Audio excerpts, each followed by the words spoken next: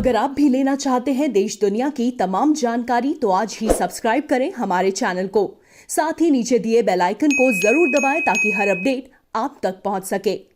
उत्तर प्रदेश विधानसभा के मानसून सत्र की आज से शुरुआत हो रही है।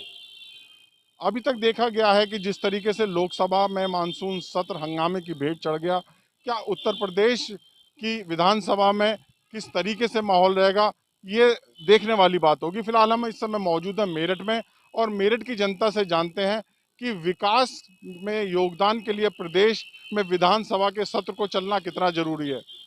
2022 में उत्तर प्रदेश में विधानसभा के चुनाव भी होने हैं और ये माना जा रहा है कि मानसून का ये सत्र शायद आखिरी सत्र होगा। फिलहाल आज से सत्र का शुभारंभ किया जाना है। क्या मानना है कि सत्र चलना चाहिए या किस तरीके से चलना चाहिए, जानते हैं मेरठ की जनता से। हमारे साथ इस समय मौजूद है मेरठ के प्रबुद्ध नागरिक, उन्हीं से जानते हैं। आपका क्या नाम? मेरा नाम नितिन बालियान है। मेरा ये कहना है कि सत्र तो चलो पिछले 4.5 वर्षों से भी चलता आ रहा था, चला, लेकिन उससे ये तो बताइए कि पिछले 4.5 वर्षों में उत्तर प्रदेश के लोगों में या उत्तर प्रदेश की क्या नई नीतियाँ लेकर आए हैं, क्या नए बिल पास किए हैं। पूरे प्रदेश में पिछले 4.5 साल में भी हिंदू मुसलमान को लेके या फिर किसानों को आतंकवादी बताने से लेकर छात्र नौजवानों को नए नए पुलिंदे देने से कि हम आपको रोजगार देंगे, इसके अलावा कोई काम नहीं हुआ। लेकिन अब भी अगर सत्र चलाना है तो विपक्ष के साथ समन्वय करना चाहिए, विपक्ष के साथ बैठकर वार्ता करनी चाहिए कि हम ये बिल ला रहे हैं, पूरे देश को बताना चाहिए हम ये बिल लाना चाह रहे हैं उत्तर प्रदेश की प्रगति के लिए, और विपक्ष इसका विरोध कर रहा है। और विपक्ष को भी बताना चाहिए कि ये लोग उत्तर प्रदेश के खिलाफ क्या बिल ला रहे हैं जो ये विरोध कर रहे हैं। तो ऐसा नहीं है, अगर उत्तर प्रदेश का विकास इन लोगों को करना है तो इन लोगों को आपसी समन्वय बनाकर सदन की कार्रवाई को शुरू कराना चाहिए। उत्तर प्रदेश के लोग जो 24 करोड़ जनता है उन्हें पागल नहीं बना देना चाहिए। विपक्ष चाहता है कि सदन चले ही ना, क्योंकि उन्होंने 4.5 वर्षों में कुछ इस प्रकार की नीतियां लाई नहीं है। और विपक्ष दिखाना चाहता है कि चुनाव नजदीक है, हम उत्तर प्रदेश की जनता से इतना प्रेम करते हैं कि हम इन लोगों का विरोध कर रहे हैं। जी बिल्कुल, देखिए लोकसभा का सत्र हंगामे की भेंट चढ़ा है और वो भी ऐसे समय जिस वक्त देश की अर्थव्यवस्था बिल्कुल चरमरा रही है। अभी कोरोना वैश्विक महामारी से देश उभरा भी नहीं है, प्रदेश उभरा भी नहीं है। और जो बड़ी उम्मीद थी जनता को कि लोकसभा में कोई बिल पास होंगे देश हित के, जनहित के, किसानों के हित के, कुछ नहीं हो पाया। और अब उत्तर प्रदेश में विधानसभा का जो सत्र शुरू होने जा रहा है, बड़ी उम्मीद और बड़ी आशा से प्रदेश की जनता इन विधायकों की तरफ निहार रही है कि विधायक ऐसा आचरण करें कि जनता को कोई ठेस ना पहुंचे। जनहित में किसान का देखिए आप, प्रदेश का किसान बेहाल है आज। और मैं तो ये सत्र शुरू होने जा रहा है, अगर मेरी आवाज़ आपके माध्यम से सरकार तक जाए तो सरकार से अनुरोध करूंगा कि विपक्ष को और जो किसान है, खास तौर से किसान मजदूर जो इस टाइम बेरोजगारी भारी संख्या में इस वक्त प्रदेश में है, अर्थव्यवस्था चरमरा रही है प्रदेश की, रोजगार धंधे बिल्कुल चौपट हो गए, उन सब पे ध्यान दिया जाए, उनमें योजनाएं बनाई जाए, उनमें कानून पास किए जाए, युवाओं का ध्यान रखा जाए, किसानों का खास तौर से ध्यान रखा जाए। माननीय जो हमारे मुख्यमंत्री जी, मैं आपके चैनल के माध्यम से अनुरोध करूंगा, 4 साल से गन्ने का दाम नहीं बढ़ा, गन्ने का दाम बढ़ाना चाहिए। बिजली के दाम बहुत बढ़ गए, कीटनाशकों के दाम बहुत बढ़ गए, सब चीज़ के दाम बढ़ रहे हैं, पेट्रोल डीजल गैस के, इन सब पे नियंत्रण लाना चाहिए। और कृषि हेतु बिजली निःशुल्क देनी चाहिए प्रदेश में। तो ये हंगामा तो पहले से होता हुआ आया है, इनके यहाँ से होना भी चाहिए, विरोध होना भी चाहिए। लेकिन हमारा उत्तर प्रदेश कोई इतना बड़ा संपन्न स्टेट है ये, अगर हम जैविक खेती करके देश में रोजगार पैदा करेंगे तो देश विदेश तक हमारा नाम होगा। सरकार जो अपोजिशन में बैठा हुआ है कभी भी ये ध्यान नहीं देता कि भाई मिलकर काम कीजिए ताकि आपके बच्चों का स्वास्थ्य ठीक हो, जीवन यापन हो। और यहाँ जो फीस जो बढ़ रही है स्कूलों की, उसके जरा ध्यान दे सरकार। इतनी फीस बढ़ा, देखा गया है कि हंगामा होता है, चाहे पक्ष हो या विपक्ष हो, दोनों हंगामा करते हैं, क्या वजह है? सर हंगामा करने वाला तो उनका नियम है, उनके पेट में हंगामा बढ़ा पड़ा है, वो तो करेंगे, उसका क्या है। वो तो वे चाहते नहीं कि सत्ता में योगी सरकार बैठे या बीजेपी बैठे, उन्हें तो पता हमारी सरकार आनी चाहिए। हम पिछले साल में हमने ऐसे ही किया था, अराजकता फैलाई गई है देश में, आतंकवाद फैलाया गया है प्रदेश में, लोग घर से निकल नहीं पाए। हरियाणा का आदमी आज भी मेडल क्यों लेकर आ रहा है? क्योंकि वहाँ माहौल इतना अच्छा है, वहाँ रात को खिलाड़ी खेलने निकल जाएगा, हमारे यहाँ रात को निकल। क्या केवल विपक्ष की जिम्मेदारी है सदन को चलाने की? सत्ता की भी है, इसकी भी है, दोनों की है। अब भ्रष्टाचारी अधिकारी सिपाही से लेकर सब उगाही करने में लगे हुए हैं।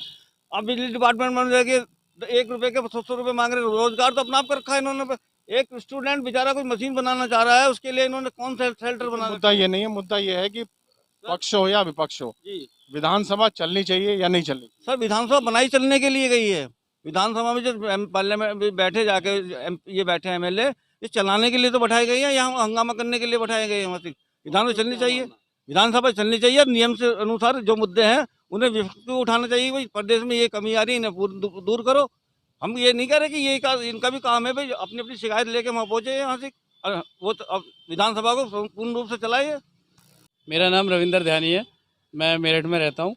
मेरा ये कहना है कि देखिए, जब तक विपक्ष जो चलाया जाता है, जैसे सदन में हंगामे हो जाते हैं और कार्यवाही स्थगित हो जाती है, उससे जनता समाज उत्तर प्रदेश का ही नुकसान है, क्योंकि एक सत्र को चलाने के लिए बहुत महंगा खर्चा होता है।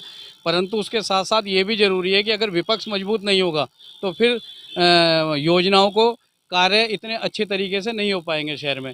भाई देखिए, जो है हंगामे भी होने चाहिए। अगर मान लो किसी का काम नहीं हो रहा विपक्ष का, तो हंगामा करना उनका जायज़ है, परंतु ये हंगामा उस स्तर का हो कि विपक्ष भी चलता रहे, काम भी होता रहे, सदन भी चलता रहे, आदेश भी पास होते रहे।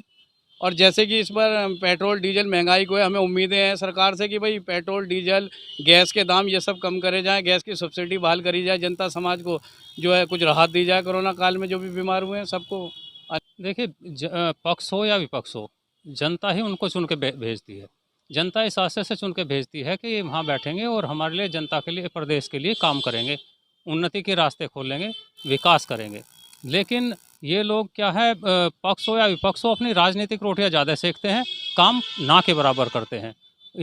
जनता ने जिस कारण से इनको बैठाया है, सत्ता पे बैठाया है, उसका इन्हें पूर्ण जिम्मेदारी से विवेक के अनुसार निर्वहन करना चाहिए।